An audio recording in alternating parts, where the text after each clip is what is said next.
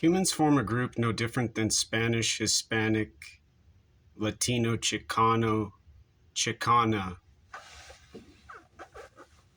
indigenous humans in silence, doing not so differently than ethnicity, using psychology and psychiatry, involving race, theory, and philosophy and mathematics of dominance in silence. Meanwhile, stimulating with gender, excited by those with no gender, and their revolution politically within a government they want to have as their financial support on an object in outer space.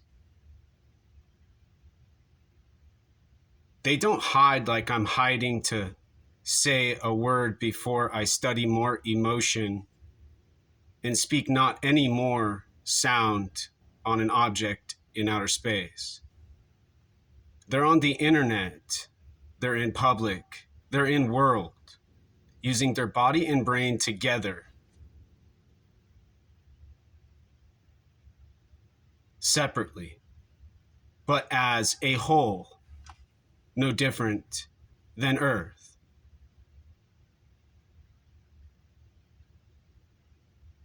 With no freedom unless you do what the dominant speaking, nonverbal human demands in silence.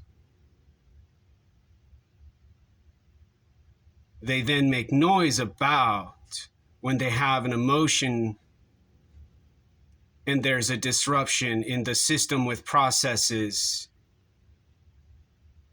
instead of freedom in silence. And emotion on an object in outer space. Barack Obama won a Nobel Prize for what I'm talking about now at University of Washington on the 4th floor of the Suzzallo and Allen Library in Washington State. And all of those humans who call humans racists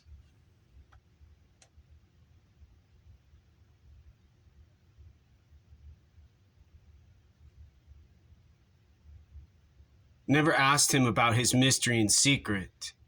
He said what had to do with what? Anybody can read about on a shelf involving a novel, What is the What? Obviously, genius and brilliant.